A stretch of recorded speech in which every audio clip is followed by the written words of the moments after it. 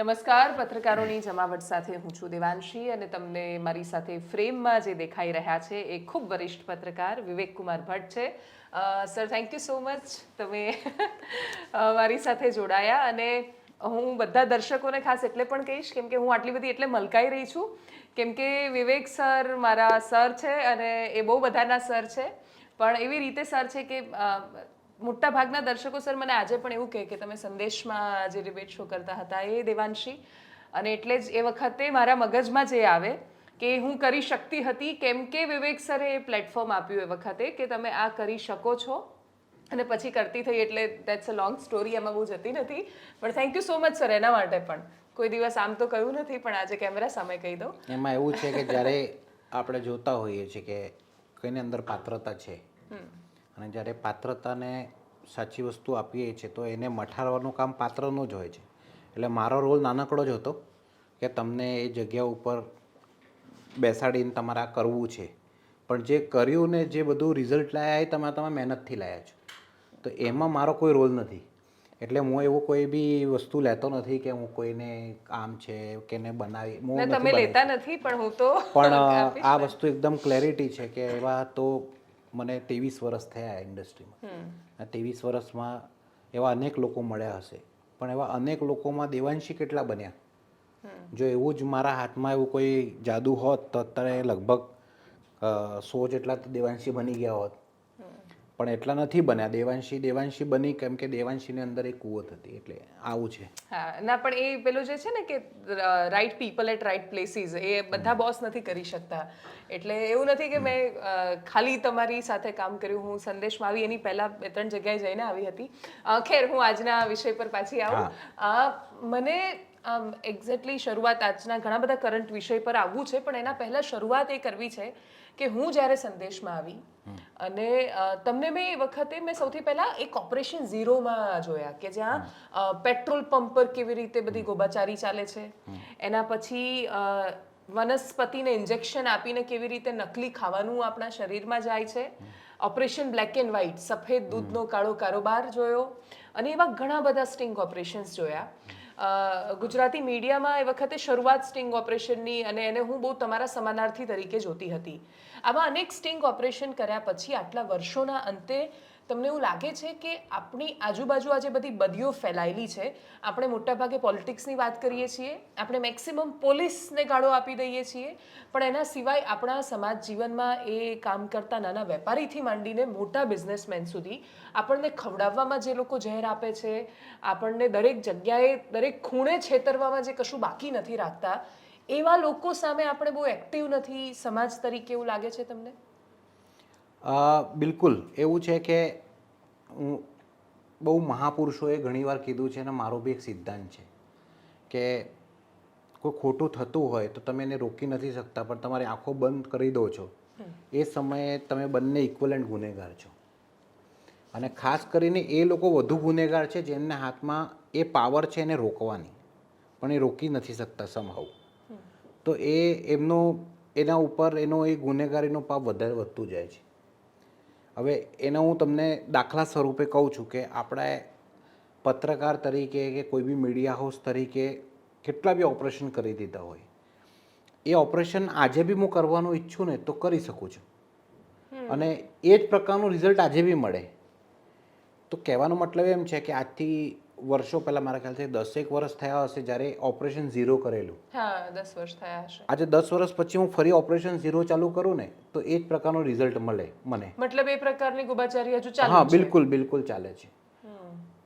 બીજી વસ્તુ આપણે બીજું ઉદાહરણ લઈ લઈએ કે વનસ્પતિઓની વાત કરીએ આપણે, તો એ વનસ્પતિઓનું વાત કરીએ કે આપણે બ્લેક એન્ડ વ્હાઇટની વાત કરીએ તો દૂધમાં ભેળસેળ. હવે આખા દેશમાં જેટલી રિક્વાયરમેન્ટ છે મિલ્કની, અને એના સામે જે મિલ્કનું પ્રોડક્શન થાય છે એની અંદર જમીન આસમાનનો તફાવત છે. એ ડેટા તમે બતાવી શકો છો દર્શકોને. તો બાકી બધું થાય છે ક્યાં, એ પહેલો સવાલ ઊભો થાય છે. હવે થોડાક જ દિવસ પહેલાં અમે અમારી ચેનલ ઉપર એક ઓપરેશન કરેલું આવું નવું, અને અહીંયા સરખેજને બાજુમાંથી મસ્કા બંધ ઉપર જે બટર લાગે છે કે જે મસ્કા લાગે છે એનો અમે આખી ફેક્ટરી ઉપર બતાવ્યું કે કેવી રીતે મસ્કા બને છે. તો એની અંદર કેટલાક કેમિકલો અને આ પામોલિવ ઓઇલ ને બધું ભેગું કરી ને એ લોકો મસ્કાબન બનાવે છે ને એ મસ્કાબન અમે આખો દિવસ ચલાવ્યું ને લાખો લોકોએ એ વસ્તુ જોઈ. અને જ્યારે એ વસ્તુ આખી જોઈ તો લોકોને અંદર થયું, ઘણા બધા લોકો મને ફોન કર્યા, મેસેજ બી કર્યા કે આ તમે જોરદાર બતાવો છો યાર, અમે તો આ ખરેખર આ તો મારી નાખશે. ડૉક્ટર સાહેબે કીધું કે ભાઈ આ ના જ ખાશો તમે, કેમ કે આ બટર છે જ નહીં, આની અંદર મિલ્કનું કોઈ પ્રોડક્ટ જ નથી. ઇટ્સ ફોર્મ ઓફ એવું કહેવાય કે તમે કોલેસ્ટ્રોલ ખાઈ રહ્યા છો એક પ્રકારે, અને બેડ કોલેસ્ટ્રોલ ખાઈ રહ્યા છો, અને જે અટેક થશે એમાં તમારું જવાનો જ છે જીવ. આટલું ડૉક્ટર્સ જ્યારે કહેતા હોય, આપણે બધું ટીવી ઉપર બતાવતા હોય, એ દિવસે સાંજે અમે એક ટીમ મોકલી હતી ને મસ્કાબન જે બધા લગાવતા હતા અને જે ખાતા હતા એમને કીધું, એ લોકો એમ કહે કે ના હવે આ ના ખાવું જોઈએ. હવે હું એમ વિચાર કરું છું કે લાખો લોકોએ જોયું, પણ જોઈને એમને એક ફ્રેક્શન ઓફ સેકન્ડ માટે એવું થાય કે ના આ ખોટું છે, ના આ બંધ થવું જોઈએ, પણ કન્ઝ્યુમર એ જ છે, બીજા દિવસે એ જ મસ્કાબન ફરી ખાય છે કે યાર આ તો થતું રહે છે. તો બેસિકલી પબ્લિકે ઘણી જગ્યા ઉપર આંખા ઉપર પાટા બાંધી દીધા છે. જ્યારે ઓપરેશન ઝીરો અમે કર્યું ત્યારે બધા લોકોએ કીધું કે હા તમે એક્સપોઝ કર્યું, બધું કર્યું, બરાબર છે પેટ્રોલ પંપવાળાને, પણ આનું સોલ્યુશન શું? તો હવે આના સોલ્યુશન ઉપર સરકારની વાત નથી કરતા, અને બાજુ મૂકી એના ઉપર હું આવું છું, પણ વ્યક્તિ તરીકે આજે હું કાર લઈને જતો હોઉં, એ ઓપરેશન ઝીરોમાં એમ હતું કે બધા જ અમે લગભગ ગુજરાતના 100 થી 200 જેટલા પેટ્રોલ પંપ ઉપર એક ગાડી ડિઝાઇન કરી હતી અમે, અને ગાડીમાં જે પેટ્રોલ ડીઝલની જે નોઝલ જાય છે એ પેટ્રોલ પુરાવાવાળા વ્યક્તિને એવું લાગે કે આ હું ગાડીમાં પેટ્રોલ ભરું છું, પણ અમે બ્લેક પેલું ગ્રાસ કરીને અંદર આખી ગાડી એવી ડિઝાઇન કે અંદર માપ મૂક્યા હતા પહેલાં કે તમે કેટલું પેટ્રોલ ભરો છો, બરાબર. તો એ માપ ભરીને અમે બીજામાં નાખતા હતા, તો શું થતું હતું કે 5 લીટર મેં પેટ્રોલ ભરાયું કે 5 લીટર નાખ, અને નોઝલ અંદર આવે, પેલાને ભરાવાળાને લાગે છે કે હું ટેન્ક ભરું છું, પણ ખરેખર એ પેલામાં અંદર જતું હતું, મપાતું હતું. જ્યારે માપીએ તો કોઈ બી માણસ 5 લીટર પૂરું કરે આપતું જ નહોતું. અને એની અંદર એ લોકોનો એક આપણે પેટ્રોલમાં સમજીએ કે જ્યારે પેટ્રોલ પાઇપથી જ્યારે અંદર જાય ત્યારે વચ્ચે એનું વાષ્પીકરણ થતું હોય છે, પણ એનો અમુક પર્સન્ટેજ હોય છે. એવું ના હોય કે તમે અડધો લીટર કે પોણો લીટર જ ઓછું આપી દીધું. ઘણા બધા લોકોએ તો 1.5 લીટર ઓછું આપ્યું હતું. હવે સિમ્પલ બાબત છે કે ત્યારે બી મેં આ સવાલ ઉપાડ્યો હતો, આજે બી હું ઉપાડું છું કે કેવી રીતે કટકી થાય બતાવ્યું હતું. ઘણીવાર રિમોટથી થાય કે આંકડા દોડી જાય, ઘણીવાર પેલો નોઝલ એ રીતે નીકાળી લે કે પેલું થાય. ઘણા બધા લોકો એના ઉપર સવાલ અમારા ઉપર ઊભા કર્યા કે ભાઈ એ તો બધું ઓટોમેટિક છે, પણ અમે જ બતાવ્યું કે કેવી રીતે મારે કરવું એટલે હું આંકડા બતાવી શકું. હવે કોઈ બી માણસને તો ખબર ના હોય ને કેટલું અંદર જાય છે, કેવી રીતે જાય છે. હવે ત્યારે બી આપણે સર્ટેન વસ્તુ કીધેલી હતી કે પેટ્રોલમાં મિલાવટનું તમારે ગ્રાહકના તરીકે તમારા પાસે કેટલા અધિકાર છે, તમે શું ચેક કરી શકો છો. હવે અત્યારે હું ગાડીમાં એસયુવી લઈને બેઠો હું કે કોઈ બી ગાડીમાં પેલો નીચે ઉતરીને જીરો કોણ જોએ. એક સમય હતો મારા ફાધર પાસે સ્કૂટર હતું, તો પેટ્રોલ ભરાવા જ્યારે જતા હતા તો એ સ્કૂટર ઊભું કરે, પછી પેલી સીટ હતી ઊભું કરી, પછી વચ્ચે એનો રસ્તો હતો ખોલે, પછી ઊભા રહે ફાધર, પછી કે જીરો કર્યું ભાઈ તે, હા જીરો કર, કે બધું બરાબર છે પેટ્રોલ આજે આમ તે બધું. ત્યારે તો એટલી બધી ટેકનોલોજી નહોતી, પણ ત્યાં વિજિલન્ટ હતા, બાજુ ઊભા રહેતા કે ભર કે કેટલું આવે છે, બરાબર પડે છે કે નહીં, આમ તેમ. પછી આમ કરીને સ્કૂટરમાં જોવું, એક અંદાજો આવતો હતો એમને કે ભરણું છે કે નથી ભરણું. એ વિજિલન્ટ હતો ત્યારે એક ગ્રાહક. અત્યારે લોકો પાસે સમય નથી, એટલે હું સીધો જાઉં છું પેટ્રોલ પંપના ત્યાં જાઉં છું અને ગાડીમાં બેઠો હવે ફૂલ કરી દે કે બરાબર, હુ કેર્સ. હવે જ્યાં કેર છે ત્યાં તમારી જોડે છેતરપિંડી થતી નથી.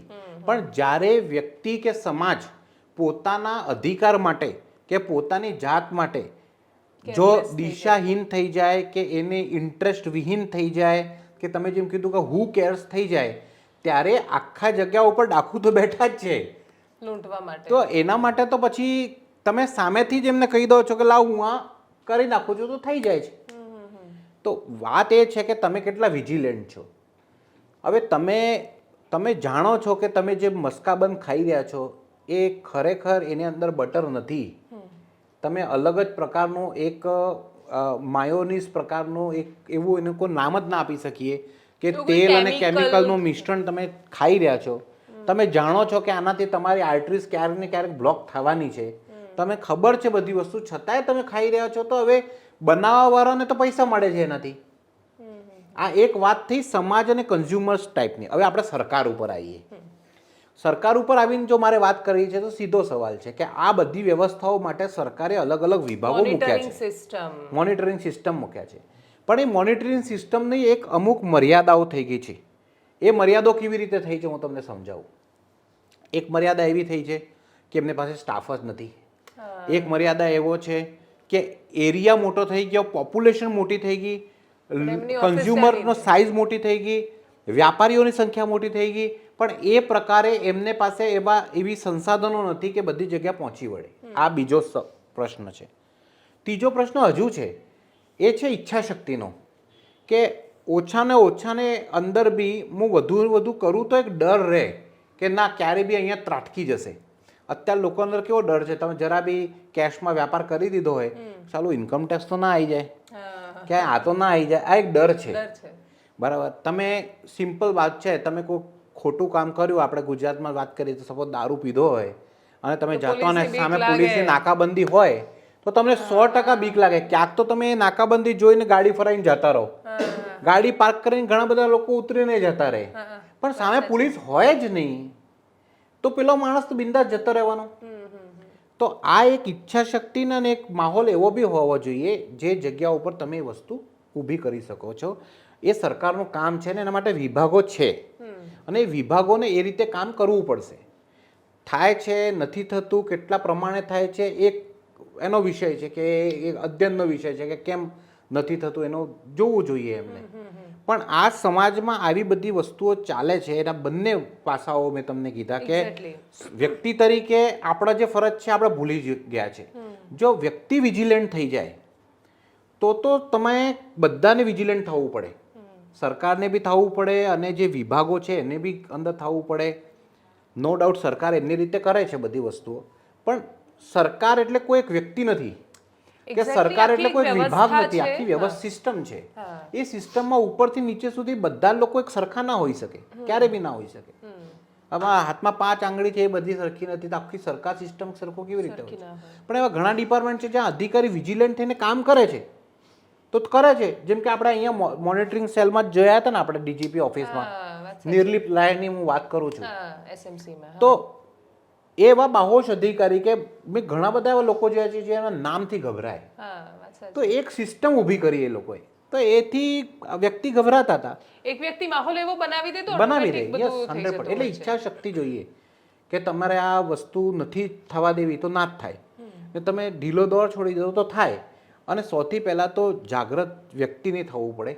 તમે આજે વેલ્યુ ફોર મની નથી રહી અને વેલ્યુ ફોર ટાઈમ નથી રહ્યો, એના કારણે લોકો આ વસ્તુને ધ્યાન નથી આપતા. એ લોકો ધ્યાન આપવાનું ચાલુ કરી દે તો 100% આની અંદર ખૂબ સારા પરિણામ તમને મળે. હું કહું છું, તમે એક જ પેટ્રોલ પંપ ઉપર દિવસમાં 10 લોકો ઊભા થઈને પેલાને જોયે ને આમ કરીને નજરે કે તું ડાઉટથી કે તમે બરાબર પૂરો છો કે નહીં ભાઈ, ભાઈ પૂરું પૂરજે હો, તારા આંકડા બરાબર ચાલે છે ને, રિમોટ તો નથી રાખ્યો ને જોડે, પેટ્રોલ બરાબર છે ને. આવા 4 સવાલ તમે પૂછો ને, પેલો ના કરે તમારી જોડે કોઈ કટકી.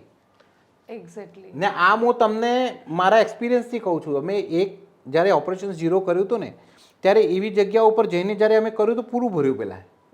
એ જ પેટ્રોલ પંપ જ્યાં અડધું ભરતા હતા, પણ તમે વિજિલન્ટ થઈને જ્યારે એમને પાસે જઈને 4 સવાલ પૂછો ને તો પૂરું ભરે. એક્ઝેક્ટલી. એ ખોટું કરે છે, એના મનમાં ચોર છે, જેવો પ્રશ્ન આવે છે ઓટોમેટિક ડરવા માંડે છે. અને પ્રશ્ન પૂછતો નાગરિક કોઈને નથી ગમતો, અને એટલા જ માટે પત્રકારત્વનું મૂળભૂત કામ એ છે કે એ નાગરિકનું નિર્માણ કરે. કેમ કે દેશનું સુંદર રીતે નિર્માણ તો જ થઈ શકે જો એનો નાગરિક સશક્ત હોય, જાગૃત હોય અને પોતાના અધિકાર ફરજ બંને માટે જાગૃત હોય. હવે તમે જો પોતાના શરીરની દરકાર નથી કરતા, પોતાના પૈસાની દરકાર નથી કરતા, તો પછી બાકીની ફરજોને બધું તો બહુ જ પાછળ આવે છે. સર, બીજું સાથે સાથે ક્રાઇમની દુનિયાનો તમને સખત અનુભવ છે. એમનો ક્રાઇમની દુનિયાના અનુભવથી છે મારો મતલબ રિપોર્ટિંગનો અનુભવ છે. અને મુંબઈ આજ તકમાં તમે વર્ષો સુધી જ્યારે કામ કર્યું, એમાં 9/11ના અટેકથી માંડીને બાકીનું ઘણું બધું ક્રાઇમની જે દુનિયા છે આટલા વર્ષોમાં કેવી બદલાઈ? કેમ કે એક સમય એવો હતો કે જ્યાં તમે મુંબઈ જ્યારે રિપોર્ટિંગ કરતા ત્યારે તો ગેંગસ્ટર્સ ને બધાનો જમાનો હતો. ગુજરાતનો પણ એક એવો જમાનો હતો કે જ્યારે શહેરો ગુંડાથી ઓળખાતા, એ બધો જમાનો જતો રહ્યો. પણ હવે ઉદાહરણ તરીકે અમારી પાસે હમણાં થોડા જ સમય પહેલા અહીંયા વિરમગામથી એક બેન આવ્યા.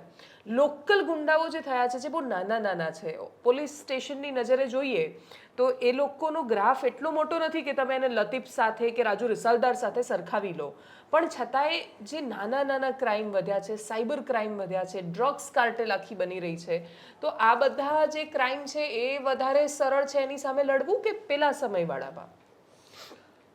અત્યારે લડવું સહેલું બી છે ને અઘરું બી છે. બંનેની વ્યવસ્થાઓમાં હું તમને થોડોક પ્રકાશ પાડું છું. જે તે સમયે જૂની ક્રાઇમની વાત કરો તો ત્યાં તમને ખબર હતી કે ક્રાઇમ કરે છે કોણ. ઓર્ગેનાઇઝ ક્રાઇમ સિન્ડિકેટ આપણે કહેતા હતા, જે અંડરવર્લ્ડની ગેંગ્સ કામ કરતી હતી. તો એમને કામ કરવાનો એક તરીકા હતા.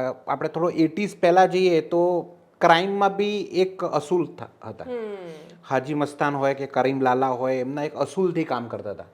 એમના અસૂલ એવા હતા કે ડ્રગમાં કામ નથી કરવું, સમાજમાં દૂષણ ના થવું જોઈએ, કોઈ મહિલા જોડે કોઈ ખોટું ના થવું જોઈએ, કોઈ ગરીબનો હક ના નીકળવો જોઈએ. આવા બધા વસ્તુઓ રાખીને ક્રાઇમ કરતા હતા. એ કોઈ સારા હતા એવું નથી કહેતો, પણ એક ક્રિમિનલ હતા. પણ એના ક્રિમિનલને અંદર થોડીક ઇન્સાનિયત હતી ને, અસૂલવાળા ક્રિમિનલ હતા કે કઈને કરતા હતા. આ એક દાખલો હતો. 80s બાદ દાઉદ ઇબ્રાહિમ જેવા લોકોનો દાયકો આવ્યો જેમને પૈસા સિવાય બીજું કોઈ દેખાતું જ નહોતું ને એમને કોઈ મતલબ નથી કે પૈસા કેવી રીતે કમાવા, કેવી રીતે આવી રહ્યા છે. બોમ્બ લાવો છે કે ગમે તે, બોમ્બ લાવવો હોય તો એ દેશ વિરોધી કામ કરવું હોય તો એ સમાજ વિરોધી કામ કરવું હોય તો એ મહિલા વિરુદ્ધ કામ કરવું હોય તો એ યુવાઓને ડ્રગ્સના રવાડે ચલાવવાનું તો એ બધા જ કામ ત્યાંથી ચાલુ થયા. પણ ત્યારે બી એક વસ્તુ ખબર હતી કે આ કોણ કરી રહ્યું છે ને કોના ઈશારે થઈ રહ્યું છે. સીમિત હતા. 1993ના બોમ્બ બ્લાસ્ટ બાદ એ આખી ગેંગસ્ટરો બહાર જતી રહી અને પછી એ લોકોનું એક જ કામ હતું અને એ કામ હતું એક્સટોર્શનનું. તમે જો મુંબઈ ક્રાઇમની હિસ્ટ્રી જોશો તો 1994 બાદ જે ક્રાઇમ્સ સૌથી વધારે તમને દેખાશે એક્સટોર્શનના દેખાશે. કે દુબઈથી ફોન આવ્યો, મલેશિયાથી ફોન આવ્યો, કંબોડિયાથી ફોન આવ્યો, બિલ્ડરને ફોન આવ્યો કે આટલા પૈસા આપી દે, ના આપે એટલે ત્યાં એક ફાયરિંગ થાય. ફાયરિંગ થાય તો એ ના માને તો અમુક સમય બાદ એનું મર્ડર થઈ જાય. તો ડરનો માહોલ કરીને એક્સટોર્શન ઉપર લોકો આવી ગયા હતા. હવે 2000 બાદની તમે જો વાત કરો તો પછી બે વસ્તુ જ શરૂ થઈ. ઓર્ગેનાઇઝ ક્રાઇમ સિન્ડિકેટ અને ટેરર ગ્રુપ્સ ક્યાંક ને ક્યાંક સાથે મળીને બિઝનેસ કરવા લાગ્યા અને ટેરર ગ્રુપે ઓર્ગેનાઇઝ ક્રાઇમ સિન્ડિકેટને ખભા ઉપર બંદૂક ફોડીને દેશની વ્યવસ્થાને બગાડવાનું કામ કર્યું. એની અંદર આપણે ઇન્ડિયન મુજાહિદીન આપણે જોઈ રહ્યા છીએ કે એ બધા લોકોએ એક સિન્ડિકેટ બનાવ્યું, સ્લીપર સેલ ત્યાં નવું આવ્યું અને એ રીતે એ લોકોએ આખું ક્રાઇમ કરવાનું ચાલુ કર્યું. Indian Mujahid, thanks to Gujarat police કે એમને ઇન્ડિયન મુજાહિદીન આખું કાર્ટલ તોડ્યું અને પછી મુંબઈ પોલીસને સાથે મળીને હવે ઇન્ડિયન મુજાહિદીન જેવું કોઈ વસ્તુ છે જ નહીં. દેશમાં આતંકવાદી જે વસ્તુઓ હતી, ઠેર ઠેર બોમ્બ બ્લાસ્ટ ગમે તે જગ્યા થઈ જાય એવું નથી થતું હવે.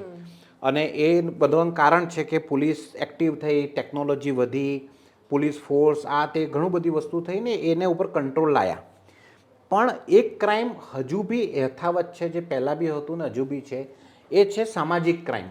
સમાજોમાં થતા ક્રાઇમ, નાના લેવલે થતા ક્રાઇમ.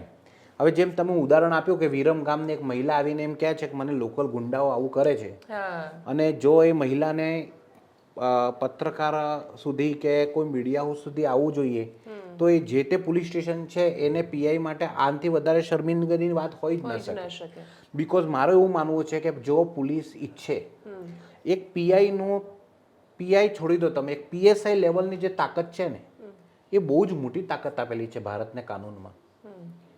અને પીએસઆઈનો લેવલનો વ્યક્તિ જ્યારે કોઈ એની ચોકી કે એના વિસ્તારમાં એ કામ કરે છે તો હિંમત નથી ક્રિમિનલ્સની કે કોઈ સામાન્ય વ્યક્તિને કે સામાન્ય પ્રજાને કોઈ તકલીફ પહોંચાડી દે. જો એ એક્ટિવ પોલીસ ઓફિસર છે તોની વાત છે. હવે બટ ઓબ્વિયસ છે ક્યારે કોઈ સરકાર એવું ના કહેતી હોય અધિકારીઓને કે લોકોને કોઈ હેરાન કરે તમે એને છાવરજો, નથી પોસિબલ. કોઈ સરકાર ના કે, સરકાર એમ જ કહે છે લોકોને તકલીફ ના પડવી જોઈએ. એટલે આમાં કોઈ નેતાઓની કે સરકારની ભૂમિકા આવતી નથી. પણ પીએસઆઈ લેવલના પોલીસ સ્ટેશન કે ચોકીના જવાબદાર વ્યક્તિને કોણે રોક્યા છે એ એક્ટ કરવા માટે? ગુનેગારો હોય એની વાત કરું છું. તો એને એક્ટ કરવા માટે તો કોઈ મહિલાને હેરાન કરતું હોય ને એના ઉપર પોલીસ એક્ટ ના કરે, આ બહુ મોટી વાત કહેવાય. ને મને એ વાતનું આશ્ચર્ય થાય છે કે ગુજરાતમાં આવું બન્યું છે. જો તમે જે કીધું હા, કે એટલે એક એમના મહિલાને, પતિને ખુલ્લેઆમ એમની હત્યા થઈ ગઈ. એ ભાજપના જ કોર્પોરેટર હતા બેન પાછળ. તો એ પછી અને પછી બહુ એ કોઈ મોટી વાત કાર્યવાહી કહેવાય ન કે જો આવું થાય તો. બિકોઝ હું જે પોલીસને અત્યારે જોઈ રહ્યો છું, એક બાહોશ પોલીસ ફોર્સ જોઈ રહ્યો છું, ઓકે. જે આવા પબ્લિક, જનરલ પબ્લિકની સાથે ક્રાઇમ થતા તો એ લોકો બહુ સ્ટ્રોંગલી કરે છે. પણ જેમ તમે કીધું કે બધા લોકો સરખા ના હોઈ શકે, એટલે કઈક જગ્યાએ આવું ચાલતું હોય તો એમને ગંભીરતાથી લઈને આ વસ્તુ કરવું જોઈએ. શું પોલીસ ગુનેગાર કે પછી જેની સાથે વિક્ટીમ છે એ બંનેની જાતિ જોઈને ભેદભાવ કરે છે? કેમ કે એવું ઘણીવાર લોકો આવતા હોય છે કે ભાઈ પોલીસવાળાના સગા હતા તો એમણે બચાવવાની કોશિશ કરી, કાં તો આરોપીમાં પોલીસવાળા હતા તો એમને બચાવવાની કોશિશ કરી. આનું જનરલાઇઝ સ્ટેટમેન્ટ ના કરી શકીએ, પણ આવા કેસ આવે છે ખરા, એમાં કોઈ બેમત નથી. પણ એવા બી કેસીસ આવે છે જ્યાં પોલીસ સપોઝ કરો કે એની અમુક જાત હોય ને જે ક્રિમિનલ હોય બી એમની જાતનો જ હોય તો એને પોલીસે એને તોડ્યો છે બરાબરનો, ને એને બરાબર સજા અપાવી છે. એવા બી કિસ્સા આપણા પાસે છે. પણ તમે જેમ કીધું એમ કે ઘણી જગ્યા ઉપર પોલીસ એને પેલા હોય તો એને સહયોગ બી કરતા હોય, પણ એવા કિસ્સા અમુક ઓછા હોય. અને બીજું મેં તમને એક વાત કહું છું કે એવા જો કિસ્સા બને તો મેં તમને કીધું ને કે આ આખી પ્રોબ્લેમનું સોલ્યુશન એક જગ્યાએથી આવી શકે વિજિલન્સ ઉપર, જાણકારી, ડિટેલ્સ, ઇન્ફોર્મેશન. હવે પીએસઆઈ છે, જો એ એવું કરતો હોય તો એને ઉપરલી અધિકારી પીઆઈ હોય જ છે. અને એવું જરૂરી નથી કે પીએસઆઈની કોઈ કાસ્ટ હોય છે અને પીઆઈ, પોલીસ ફોર્સમાં કોઈની કાસ્ટ હોતી નથી. એમનો કાનૂન જ એમની કાસ્ટ છે. ભારતનો સંવિધાન એમને કરવો છે, એમને આઈપીસી, સીઆરપીસી એમના માટે મંત્ર છે ને એ જ એમની કિતાબો છે. એને તમે ફોલો કરો. પણ અમુક મેં કીધું કે ના કરતા હોય ને એવું બધી હોય, દરેક જગ્યા હોય છે ને એમાં અમુક પર્સન્ટેજ લોકો આવું હોય તેનો ઉપલો અધિકારી છે, એ બી એવો હોય તો એનો ઉપલો અધિકારી બી છે. પણ એ તમારે વિજિલન્ટ થવું પડશે, તમારી આવાજ ઉઠાવવી પડશે. અને જેમ પેલી મહિલા અહીંયા આવીને તમને વાત કરી ગઈ, તમે બટ ઓબ્વિયસ છે, તમે તમારે પેલા અનુસાર કામ બી કર્યું હશે, એને પૂછ્યું બી હશે, એને ઇન્ટરવ્યૂ બી બતાવ્યું હશે, 2 અધિકારીને ફોન બી કર્યા હશે. તો એ લોકો પાસે છે જ કે મીડિયા સાથે વાત કરીને આ બધું કરી શકે છે. એમાં કોઈને રોક્યા નથી. એવું ક્યાંય હવે એ જમાનો નથી રહ્યો કે કોઈ એક અધિકારી કોઈને ફેવર કરે છે કે એને પરેશાન કરે છે તો વ્યક્તિ ચૂપ બેસી રહે કે સહન કરવું પડે છે. હા, એક્ઝેક્ટલી. જેમ એને પાસે વેસ્ટ છે. હા, જેમ તોડ થયો અમદાવાદમાં તો કમિશનરે જાતે એની અંદર ભલે પોલીસની બદનામી થઈ, પણ હકીકત તો એ છે કે પોલીસે કાર્યવાહી કરી તો આખી વાત સામે આવી એમાં. હા, એટલે એ કંઈક ને કંઈક લેવલ ઉપર આખું સિસ્ટમ કોલેપ્સ નથી થયું કે આખું સિસ્ટમ એવું નથી. સિસ્ટમમાં ગડબડ છે, એમાં કોઈ બેમત નથી. પણ જે ગડબડ છે એક પર્ટિક્યુલર અધિકારી હોય તો એનો ઉપલો અધિકારી તો છે જ ને. એક્ઝેક્ટલી. કોઈ એક લેવલ પર તો એ એક સોલ્વ લેવલ થાય ઉપર છે, તો થોડું લડવું પડે. બિલકુલ છે. અને હું તો એમ કહું છું કે તમે આજે ગાંધીનગરમાં 3 દિવસ કાઢ્યા છે, સોમવાર, મંગળવાર, બુધવાર, અને મેં જોયું છે લોકો આવે છે, એમની વાત થાય છે. ને આવા કેસમાં તો નેતાઓ પ્રોએક્ટિવલી કામ કરે છે, કેમ કે નેક્સ્ટ ટાઈમ મળે છે, બધાને શાંતિથી સાંભળે છે, અને એમને નેક્સ્ટ ટાઈમ મત લેવા જવાનું છે. અને બધા કે અત્યારે કેવો માહોલ છે પોલિટિક્સમાં બી, જેમ આપણે કોર્પોરેટ કલ્ચરમાં પોતાનો કરિયર ગ્રોથ ઊંચો કરવા માટેની જે વ્યવસ્થા એવું પોલિટિક્સમાં બી છે. આજે દરેક નેતા એવું ઈચ્છે કે મારું પ્રમોશન થાય, કે હું ગુડ બુકમાં આવું સારા કામ કરીને, હું ક્યાં કંટ્રોવર્સીમાં ના આવી જાઉં, મારા ઉપર કોઈ લાંછન ના લાગે, મારું કરિયર બગડે નહીં. કોઈ માણસ થઈને એવું ના કરે કે આ વ્યક્તિ મારા પાસે આવ્યો તો મેં એનું કામ ના કર્યું. એટલે મેં જોયું છે મંત્રીઓ બી એમના પીએ પીએસને પહેલાં જેવું નહીં કે ચાય વર્તા કેટલી ગરમ હોય કે પેલો એનો પીએ જ ના પાડ દે કે ભાઈ અંદર અત્યારે તો સાહેબ બિઝી છે. એવું હવે નથી રહ્યું. હવે તો મેં જોયા છે મિનિસ્ટરોને આપણા પીએ પીએસને ખખડાવતા કે ભાઈ કોઈ આવે એટલે કહેજો કે શું કરવાનું છે. આવું ના કરતા કે કોઈ વ્યક્તિ આવે ને તમે બારોબાર એને રવાના કરી દો છો. એન્ડ ઓફ ધી ડે ઘણા બધા મિનિસ્ટરોએ ફાઇલની સિસ્ટમ રાખી છે કે આ ફાઇલ ક્યાં મૂવ થાય છે, આની એપ્લિકેશનનું સ્ટેટસ શું છે. ઘણા બધા મિનિસ્ટરો એવા બી જોયા છે જે રાતના 12 વાગે બી અધિકારી ફોન કરી ભાઈ પેલા વ્યક્તિનું કામ થયું, કે આવું કેવી રીતે બને. એવું ઘણા જગ્યા ઉપર છે, પણ જ્યાં નથી એમને આનાથી શીખવું જોઈએ. તો આ વ્યવસ્થા આ જ રીતે બનશે. ને મારું એવું માનવું છે કે ક્રાઇમ એક આપણા સમાજનો એક ભાગ છે. ક્યારેય બી એવું ના હોય કે ક્રાઇમ ફ્રી, નોટ પોસિબલ. એ કોઈ સમયમાં એ વિષમતાઓ સમાજમાં રહેવાની. અત્યારે મને ઘણું દુઃખ થાય છે જ્યારે હું આવા વિડીયોઝને જોઉં છું કે કોઈક દલિત જાય છે અને કોઈક એક વ્યક્તિ એને ગુસ્સો મારી દીધો કે ઘોડા પરથી ઉતાર દે છે, ત્યારે મારું બહુ ખૂન ખોલી જાય છે. વાત સાચી. કે જો આજના સમયમાં જો આવી ઘટનાઓ બનતી હોય ને દેવાંશી, Exactly. તો આ એટલી મોટી આમ દર્દ છે આ, કે આજના સમયમાં યાર માણસમાં ભેદ એક સમય હતો વર્ષો જૂનો, જ્યારે આપણે સમાજોમાં જાતિ એ પાતિમાં ભિન્નતાઓ ભેદ હતી, કરતા હતા, એવું સમજતા હતા કે આ નીચલી કાસ્ટ, આ અપર કાસ્ટ.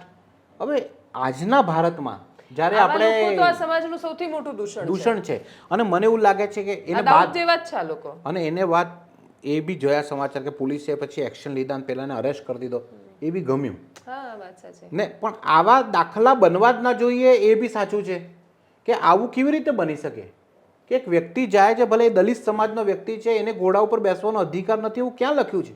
માનવીય ગરિમા નથી જાળવતા એ વ્યક્તિ માટે તો એના જિંદગીનો સૌથી સૌથી અમૂલ્ય અમૂલ્ય દિવસ દિવસ છે. અને બીજું કે આવું 100%. મને એવું લાગે છે કે એમના સમાજના લોકો જે આવું કરે એમને જ એને મારવો જોઈએ પહેલા તો, હા. કે ભાઈ તમે આવું કેમ કરે છે, કોને શીખવાડ્યું? કેમ કે એક વ્યક્તિ આવું કરે છે ને, તો એવા આખા સમાજ ઉપર લાંછન લાગે છે. આ બી જોવું જરૂરી છે. આવા મેં ઘણા દાખલા મેં ગુજરાતમાં જોયા છે દેવાંશી, જેમાં આવું કામ કરતા લોકોને એમના સમાજના ટેકેદારોએ એને ઠપકો આપ્યો છે કે જો આવું ના કરત, તું આવું ના કરાય, એ આપણો ભય જ છે, એ જાય છે તો જવા દેવાનો એના ઘોડા ઉપર, તમને ના ગમતો તમે ઘરમાં જતા રહો. આવો બી મેં જોયા છે લોકો, ને એવા બી જોયા છે કે આવું તો કેવી રીતે બને, આવું તો ના થવું જોઈએ, તાકાત કેવી રીતે થાય. આવા બંને પ્રકારના લોકો છે. વાત સાચી છે. હવે એ કેના ભાવમાં આવી ગયો ને કોના સંપર્કમાં આવીને બધું કરે છે, એ એક સમાજની બધી છે.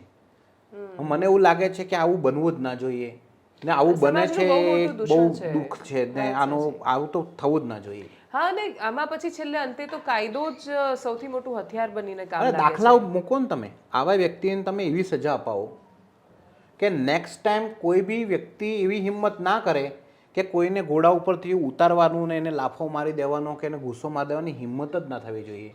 આવા દાખલા બેસાડવાની જવાબદારી બી આપણી જ છે. અને સમાજની સૌથી પહેલા છે, કેમ કે એવા લોકોને તમે ધિક્કારની દ્રષ્ટિએ જુઓ તો એ લોકોને સમજાશે કે એમણે કંઈ બહુ મોટું સરસ કામ નથી કરી દીધું. એમ અમુક વાર જ્યાં સુધી પેલા એવોર્ડો મળવાનું બંધ થશે ત્યારે એ ઘણું સુધરશે. આમ હમણાં એક ભાવનગરથી એક ભાઈ આવ્યા હતા, તો એમની બેનના લગ્ન હતા, તો એ લોકો બેનના લગ્નને ઘોડા પર લઈ ગયા અને ત્યાંના રેન્જ આઈજી એમને સરસ સુરક્ષા ગોઠવી આપી. તો એવા ઉદાહરણ આવે તો બસ ખાલી એટલું અપેક્ષા એટલી રહે આપણને કે સુરક્ષાની વચ્ચે વરઘોડો કોઈએ શું કામ કાઢવો પડે. સમાજમાં એટલો પ્રેમ કેમ ન હોય કે એ લોકો સામાન્ય રીતે જઈ શકે.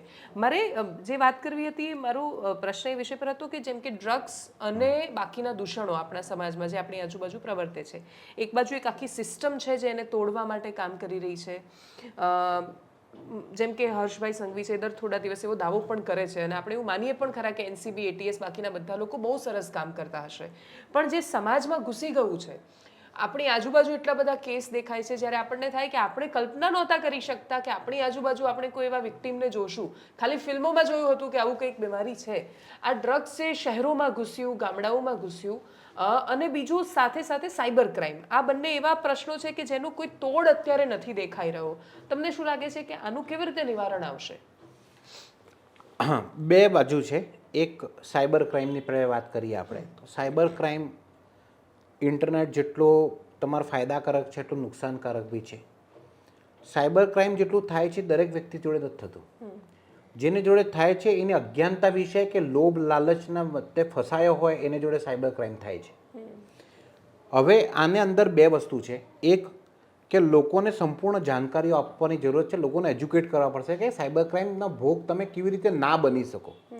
એવું તમારે શું ધ્યાન રાખવાનું જેનાથી સાયબર ક્રાઇમનો ભોગ ના બની શકો? બિકોઝ સાયબર ક્રાઇમ એક એવી વસ્તુ છે જે અહીંયાથી લાખ કિલોમીટર દૂર બેસીને માણસ તમારા જોડે છેતરપિંડી કરી જાય છે. હા, વાત સાચી. અમારું પેજ પાકિસ્તાન વાળાએ હેક કર્યું તો કહેતા હતા. એવું આ ઘણા બધા લોકો છે. તો આ સાયબર ક્રાઇમમાં કોઈ એક વ્યક્તિને તમે પકડી નથી શકવાના, એનો તો ટ્રેલ ના મળે. ટેકનોલોજી એટલી વિકસાઈ ગઈ છે, વીઆઈપી થી બધી વસ્તુ થાય છે. માણસ બેઠો તમારા બાજુના ઓફિસમાં હોય અને જ્યારે એ તમારો અહીંયા બધું હેક કરવાની કોશિશ કરે ને તમે બધું કાઢો ને તો તમે ચેક રિપબ્લિક મળે, રશિયા મળે, યુક્રેન મળે, ક્યાં નેધરલેન્ડ મળે ને બેઠો અહીંયા તમારા બાજુમાં હોય. તો આ એક બહુ વિશાળ વસ્તુ છે. પણ આનો કેવી રીતે અટકાય એના ઉપર જો આપણે સોલ્યુશનની વાત કરીએ તો આને અંદર 3 સ્ટેપ લેવા પડે. એક સ્ટેપ કે એજ્યુકેશન. લોકોને એ જાગૃત કરવાનો જવાબદારી લેવી પડશે. પોલીસને બી લેવી પડશે, સમાજ સ્તર ઉપર બી લેવી મીડિયાએ પણ લેવી પડશે. ઇન્સ્ટિટ્યુશન બી હોવા જોઈએ, મીડિયા બી હોવું જોઈએ, બધાનું એક કોલોબરેટિવ એક એક્શન હોવું જોઈએ કે તમે સાયબર ક્રાઇમથી કેવી રીતે અટકી શકો છો. આ ફર્સ્ટ સ્ટેપ છે. સેકન્ડ સ્ટેપ એ છે કે જે ટેકનોલોજીની જે વિકાસ થઈ રહ્યું છે એના લેવલની ટેકનોલોજી ડિપાર્ટમેન્ટને બી ઊભી કરવી પડશે એના સામેની. જેમ કે ફોર એન એક્ઝામ્પલ કે આજે હેકિંગ થાય છે તો હેકિંગને અટકાવવા માટે એક બીજું એથિકલ હેકિંગ બી વસ્તુ હોય છે. હા યસ. તો હવે એ જે સ્તર ઉપર હેકર્સ કે સાયબર ક્રિમિનલ્સ કામ કરી રહ્યા છે એ સ્તર ઉપર એના સોલ્યુશન બી ડિપાર્ટમેન્ટને એ રીતે શોધીને એના લેવલમાં ઊભું જવું ઇવન એવા પડશે. લોકોને હાયર કરવા પડશે એવી સેલેરી આપીને. એવી વસ્તુ કરવી પડશે અને એ તમે કરશો તો જ તમે એક વ્યવસ્થા બનાવી શકશો. અધરવાઇઝ શું થાય છે કે આજે દિવસમાં તમારા પાસે 100 એપ્લિકેશન આવી ગઈ કે મારા માથે પૈસા નીકળી ગયા, તમે 100 ને એવો દિલાસો જ આપી શકશો કે આમાં શું કરીએ જોઈએ. ચાલુ છે એમ, હા. બરાબર, એ પોસિબલ નથી. બરાબર, એટલે બીજું છે કે તમારે સિસ્ટમ એવી ડેવલપ કરવી પડશે. અને ત્રીજી વસ્તુ એ છે કે જેટલા બી બેન્કિંગ સિસ્ટમ છે, સૌથી વધારે જો ફેસબુકના પેજ હેક થવું ને આ બધું હું સમજુ છું કે બહુ સામાન્ય છે ને એમાં કંઈ લેવા જેવું છે નહીં. પણ સૌથી વધારે દર્દ ત્યાં થાય છે જ્યાં બેન્કિંગ ફ્રોડ્સ થાય છે. બેન્કિંગ ફ્રોડ થાય છે, ન્યૂડ કોલ્સ આવે છે. હું તમને એના ઉપર આવું છે એક કેસ ઉપર. બેન્કિંગ ફ્રોડની આપણે વાત કરીએ. બેન્કિંગ ફ્રોડ એટલી મોટી બધી બની ગઈ છે કે વ્યક્તિ એટલી મહેનત કરવા બાદ થોડાક પૈસા જમા કરી શકે છે. આફ્ટર ગિવિંગ ટેક્સ વેક્સ બધું કરી અને બિચારો માંડ કંઈક વસ્તુમાં ઊભી કરે ને એક સાયબર ક્રિમિનલ આવે અને એને ઉપાડીને ખતમ થઈ જાય છે. હવે દાવા છે એવા આવું કોઈ વસ્તુ થતું હોય તો 24 અવર્સમાં એને સોલ્યુશન થઈ જાય છે, આમ છે તેમ છે, થતું બી હોય છે. પણ અમુક નહીં, ઘણા બધા કેસમાં નથી થતું. કે એટલું ઈઝી નથી કે આપણે કહી દઈએ કે ના તમારા જોડે સાયબર ફ્રોડ તો પૈસા પાછા આવી જશે. નથી આવતા ઘણા. આવે બી છે ને નથી જ આવતા ઘણા બધાને. પણ અગેન બેન્કિંગ સિસ્ટમને સાયબર ક્રાઇમથી સિક્યોર રાખવાનો એક સિસ્ટમ ડેવલપ કરવું પડશે. એ બેન્કિંગના કેસમાં કરવું પડશે. આ 3 કેસ છે કે એજ્યુકેશન, જે ડિપાર્ટમેન્ટ છે એની સ્કિલ વધારવાની, અને ત્રીજી વસ્તુ કે બેન્કિંગ સિસ્ટમને ઇન્ડિયન બેન્કિંગ સિસ્ટમને વધુ સ્ટ્રોંગ કરવું પડશે. સાયબર ફ્રોડથી બચવા માટે બેન્ક્સને કામ કરવા પડશે અને એના માટે એકથી કામ ચાલુ કરવું પડશે. પહેલાં તો બેન્ક્સના જે બધા કોલ્સ આવે છે એના ઉપર રોક લાગી જવી જોઈએ. બીકોઝ આજે મને જે કોલ આવે છે સાયબર ક્રાઇમનો ફ્રોડનો કોલ છે કે ખરેખર બેંકના એમ્પ્લોયનો કોલ છે મને નથી ખબર પડતી. મારા પાસે એવું કોઈ મેકેનિઝમ નથી કે હું આઈડેન્ટિફાઈ કરી લઉં. પેલો મને કહે છે કે હું HDFC બેંકના આ બ્રાન્ચમાંથી બોલું છું અને એક ફોન ખરેખર બ્રાન્ચમાંથી બી આવે છે. તો હવે સાચું કોણ ને ખોટું કોણ? તો જે સિસ્ટમ છે કોલિંગની સિસ્ટમ, બેન્કિંગ કોલિંગ સિસ્ટમ, હવે બેંકનો બી સ્વાર્થ છે એની અંદર. લાવો કોલ કરીએ, કંઈક પોલિસી લઈ લઈએ, કંઈક કામ કરી લઈએ, કંઈક ઇન્વેસ્ટમેન્ટ લઈ લઈએ, મ્યુચ્યુઅલ ફંડમાં નાખીએ, એમના બી ટાર્ગેટ્સ છે. એ ટાર્ગેટ્સના ચક્કરમાં ઘણા બધા વસ્તુ થઈ જાય છે, કોમ્પ્રોમાઇઝ થાય છે. બેન્કિંગ સિસ્ટમ ક્યાંક ને ક્યાંક કોમ્પ્રોમાઇઝ થાય છે. જો કે આપણા દેશના યુપીઆઈ સિસ્ટમને સેલ્યુટ કરવું પડશે કે એ અદ્ભુત છે. જો આખા વર્લ્ડનું આટલી કન્ટ્રી ફરીને આવ્યો છું બધી જ જગ્યાએ આપણા યુપીઆઈ સિસ્ટમ લોકો સેલ્યુટ કરે છે. પણ યુપીઆઈ જેટલું સ્ટ્રોંગ છે એટલું સ્ટ્રોંગ આપણી બેન્કિંગ સિસ્ટમ બી થઈ જાય ને તો આ ફ્રોડ અટકે. એટલું ઈઝી છે અને તોય સ્ટ્રોંગ છે. હવે હું ત્રીજી વસ્તુ ઉપર આવું છું. પહેલે તો એ સમજવું પડશે કે તમારા સાથે કોઈ બી પ્રકારનો ફ્રોડ થાય એને પાછળનું રીઝન શું. એ 3 કારણ છે. પહેલું કે તમારે નિયતમાં ખોટ છે, તમે લાલચમાં આવી ગયા. બીજું લાલચ છે, નિયતમાં વિશે બીજો છે હું કહું છું. બીજું લાલચમાં આવી ગયા. અને ત્રીજું કે તમને એવું લાગે છે કે ના શોર્ટ ટર્મમાં હું બહુ મોટો ગેઇન મારી લઈશ. બરાબર, એટલે હું શોર્ટકટ અપનાવવાનો ઈચ્છુક છું. આવા 3 વસ્તુઓ જો તમારી પાસે છે તો તમે આજે નહીં તો કાલે તમે ભોગ બનવાના. હવે આ કેસમાં થોડુંક માઇક્રો લેવલ ઉપર જવું પડશે કેમ કે આ બહુ મોટો સવાલ છે. આના ઉપર ખૂબ અધ્યયન કર્યું છે એટલે હું તમને કહું છું. થોડાક દિવસ પહેલાં મારા બહુ જ સારા મિત્રના ફોન આવ્યા મને કે મારા જીજાજી મિસિંગ છે. એટલે આપણાથી જેટલું થતું હતું એટલું આપણે બધું કર્યું. એના ફોન આ તે પોલીસને વાત કરી, કોઈ અધિકારીઓને કીધું કે યાર ગમે તે કરો, આ વ્યક્તિ એટલો ને એના પરિવારથી હું પરિચિત હતો ને બહુ સારા વ્યક્તિ હતા એ ભાઈ. એટલા સારા ને સાદગીપૂર્ણ, એટલા વ્યવસ્થિત પરિવારમાંથી આવે છે કે જેના પરિવારમાં કોઈ આપણે એમ કહે કે આટલો પ્રોપર પરિવાર હોય તો સારું, એમ સંસ્કારી પરિવાર. અરે જીજાજી એના ગાયબ થઈ ગયા. 24 કલાક સુધી બહુ મહેનત કરી, કંઈ ફોન લાગ્યો નહીં. પછી એક મેસેજ એમને બેનને ઉપર આવ્યો કે મને માફ કરજો, મારા સાથે જે થયું છે એમાં કોઈ ઇન્વોલ્વ નથી અને મેં ક્યારેય કોઈ આવા ખોટા કામ કર્યા નથી ને હવે હું આ જે બદનામી છે ને સહન ના કરી શકું એટલે હું જીવન ટૂંકાવું છું.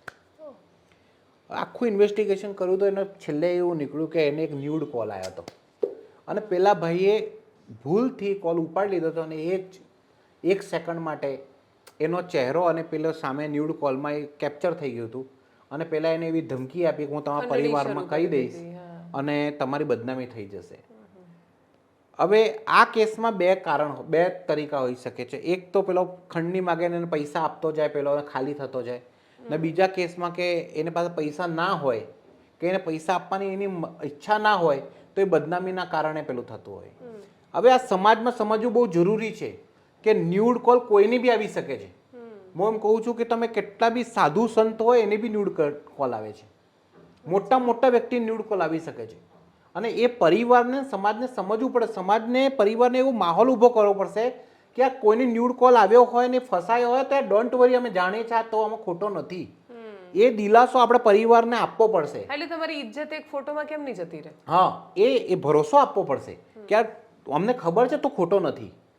એ એક ભરોસો તમે એને આપી દો ને એને ખબર હોય ને તો એ માણસ ક્યારે જીવન ના ટૂંકાવે.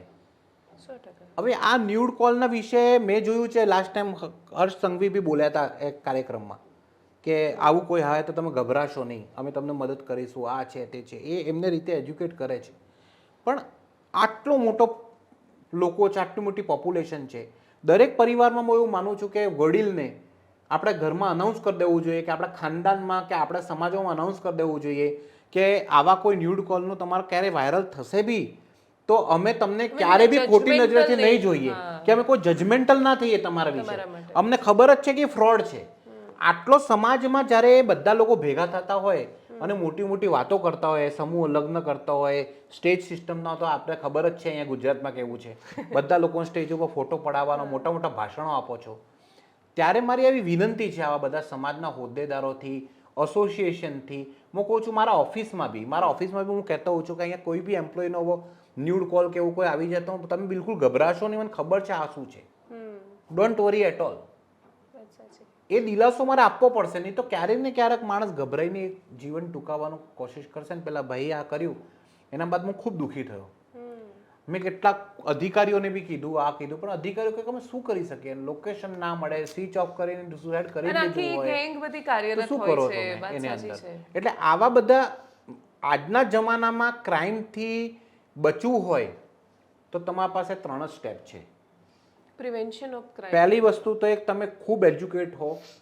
તમે એજ્યુકેટ થઈ ગયા હો તો તમે તમારા બાજુવાળાને એજ્યુકેટ કરો, સમાજને એજ્યુકેટ કરો, એસોસિએશનને એજ્યુકેટ કરો, પોલીસ વિભાગ, અધિકારી, બધા જ લોકો, સોસાયટી એક ઝુંબેશ ચાલવી જોઈએ એજ્યુકેશનના રિલેટેડ. સાયબર ક્રાઇમ, આવા જે ફ્રોડ થાય છે, આવા બેન્કિંગ ફ્રોડ થાય છે, આ બધી વસ્તુઓ તમે એજ્યુકેટ કરવા જોઈએ. બીજું, એક વ્યક્તિ જે બીજું મેં તમને કેસ કહેતો કે લાલચ, જ્યાર સુધી તમારામાં લાલચ છે આવા ફ્રોડો દુકાન ચાલતી રહેશે. જો કોઈ માણસ તમને એમ કહેતો હોય આજના જમાનામાં કે તમે 100 રૂપિયા આપો હું તમને 1000 રૂપિયા આપું, અત્યારે અમારે જ એક એવું કહીએ કે બહુ જ એક છોકરીને હું ઓળખું છું, આપણા મીડિયામાં જ કામ કરે છે.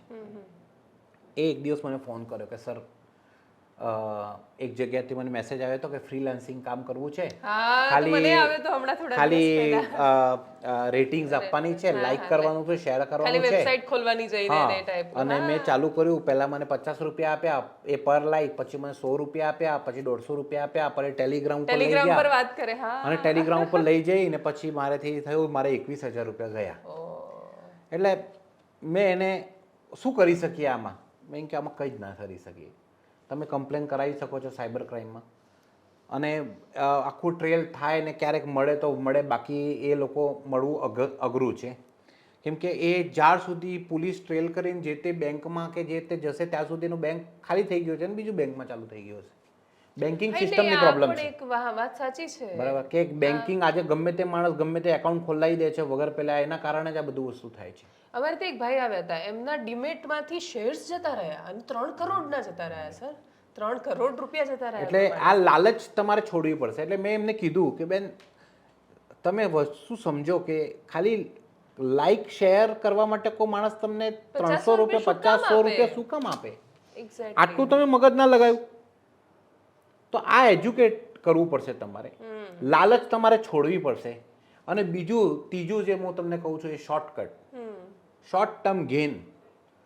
લોકોને લાગે છે કે મારે સપોઝ આજે એક ઉંમરે મારે આ અચીવ કરવાનું છે, પણ મારે ના આ તો મારે આમ બધાને અંબાની બની જવું પપ્પા છે. ભલે 50 વર્ષે બને, હા મારે તો બરાબર, મારે તાત્કાલિક બનવું છે. એ તાત્કાલિક બનવાના, જો હું નથી કહેતો કે તમે ઇન્સ્પિરેશન ના રાખો, તમારે એક્સપેક્ટેશન ના રાખો, તમારા અંદર જજ્બો ના રાખો, કે તમે અંદર એવી મહત્વાકાંક્ષા ના રાખો. અત્યારે જરૂરત છે દેશને, પણ એ પ્રેક્ટિકલ હોવું જોઈએ.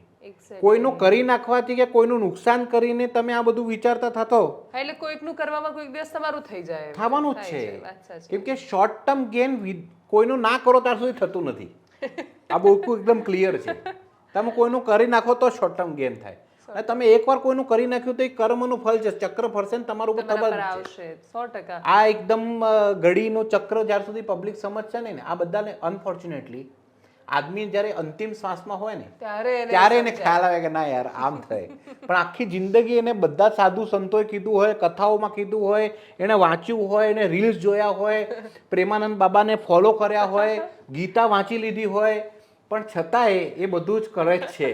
ને છેલ્લી શ્વાસમાં એને થાય છે કે ના યાર આવું બધું તો ના કરવું જોઈએ. પણ હવે અનફોર્ચ્યુનેટલી રિવર્સ ગેર નથી રહેતા લાઈફમાં. 100%. એટલે આ વસ્તુ છે. હા, અને કોઈકનું કરી નાખવું એ હવે ફેશન થઈ ગઈ છે આજકાલ. એટલે દર ત્રીજો ચોથો માણસ તમને લાઈનમાં ગયેલો જોવા મળે ને એ આપણને એવો જવાબ આપે કે તમે પ્રેક્ટિકલ નથી આજના સમયમાં. એમ તો ઘણા બધા પ્રશ્નો શેષ છે, હજુ મનમાં બહુ બધું છે, પણ મને એવું લાગે છે કે આપણે પાર્ટ 2 કરીશું સર આમાં. અને મારા દર્શકો પણ બહુ રાહ જોશે આની, એટલે પાર્ટ 2 ચોક્કસ કરીશું. Thank you so much sir, તમે મારી હવે સાથે. જાતે જાતે તમને ખાલી આપણે તમારા દર્શકોને કહી દઉં છું કે પત્રકારિતા હવે એવી પ્રકારની નથી રહી કે તમે સતત સવાલો જ ઊભા કરો, આ બધી વસ્તુ કરો. આપણું પત્રકારોનો એક બીજું કર્તવ્ય બી છે, કેમ કે કોઈ બી પત્રકાર છે કયા સમાજથી આવે છે, તો તમારી સામાજિક જવાબદારી તમારે નિભાવવી જોઈએ. ખોટું થતું હોય તો સવાલ ઊભા કરો, એને અંત સુધી પહોંચો, જે સાચું છે એને પૂછીને તમે કરો, જેટલું તમારા ફરજમાં આવતું હોય તમે કરી શકતા હો. તમારી મર્યાદા ના ભૂલો, કે તમે સાચું કેવી રીતે બતાવવું છે એ તમને સમજમાં આવવું જોઈએ. એવું ના થાય કે તમે કોઈનું કરવા ગયા એના ચક્કરમાં કોઈ સાચા વ્યક્તિનું ખોટું થઈ જાય. આ પહેલી વાત. બીજી વાત કે સામાજિક ધોરણ ઉપર તમારે એક જવાબદારી નિભાવવી પડશે, ને એ આમાં નિભાવવી પડશે જે આપણે આજે વાત કરી. ડ્રગ્સના દૂષણની વાત હોય કે સામાજિક રિલેશનશિપની, આપણે ક્યારેક તમને ટાઈમ મળે તો રિલેશનશિપ ઉપર આપણે સારું કરીશું. બહુ મોટો સંબંધોમાં એવો મોટી પ્રોબ્લેમ થઈ ગઈ છે કે આ દેશ બધું ઊંધે જાય છે. તો એક એ વસ્તુ છે, એના ઉપર તમે જવાબદારી નિભાવી શકો છો. બધા મીડિયા ઓર્ગેનાઇઝેશનને હું વિનંતી કરું છું કે તમારે એકાદ પ્રોગ્રામ આવા રાખો જેથી પબ્લિક તમને એજ્યુકેટ કરી શકો.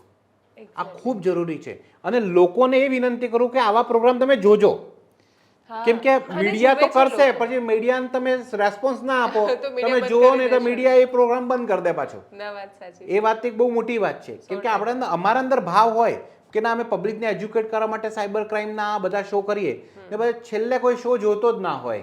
હા, એટલે અમે તમને ખીચડી કઢી આપીએ પણ તમે દરરોજ પિઝા જ ખાઓ તો પછી અમારી ખીચડી કઢી દરરોજ બગડે તો ચાલે નહીં. એટલે અન્નનો બગાડ ન થવો જોઈએ એવું માનીને પછી અમારે પિઝા બનાવવા પડે. હવે દેવાંશીના બધા વિડીયોમાં દેવાંશીએ બરાબરનું કોઈ ધોઈ નાખ્યા હોય તો તમે કરોડોમાં વ્યૂઝ આપો છો, પણ દેવાંશી ક્યારેક સાયબર ક્રાઇમ ઉપર કે તમને એજ્યુકેટ કરવા માટે કોઈ વિડીયો બનાવો તો એના અંદર બી તમે એને કરોડોમાં વ્યૂઝ આપો, તો દેવાંશી બીજી વાર એની ઈચ્છા થશે કે ના મારે આવું કંઈક સમાજને આપવું છે.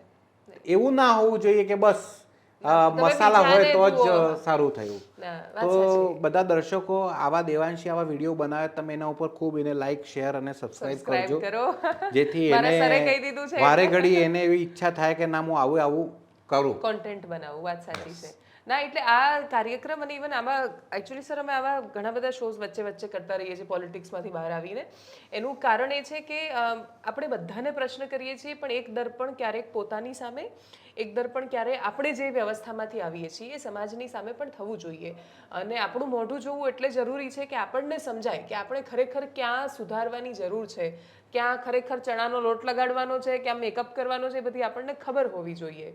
અને એના માટે સૌથી મોટું કામ એ છે કે આપણા બધામાં જાગૃતિ આવે, આપણે બધા જ આ વિષયો પર વધારે સંવેદનશીલ અને વધારે જવાબદાર બનીએ. જો નાગરિક સશક્ત છે તો જ દેશ સશક્ત થઈ શકે છે. અને લોકશાહીમાં યથા પ્રજા તથા રાજા. આપણને જો નેતાઓથી બહુ જ ફરિયાદો છે તો આપણે એ વિચારવું પડશે કે નેતાઓને આપણે જન્મ આપ્યો છે, આપણે નેતા બનાવ્યા છે એમને, તો મતલબ એ આપણું પ્રતિબિંબ છે. ત્યાં કશુંક સુધારવું છે, કંઈક બદલવું છે, તો જેમ ગાંધી બાપુ કહેતા હતા એમ કે આપણે પોતાનાથી શરૂઆત કરીએ અને આપણા સમાજને, આ દેશને વધારે સુંદર બનાવીએ. નમસ્કાર.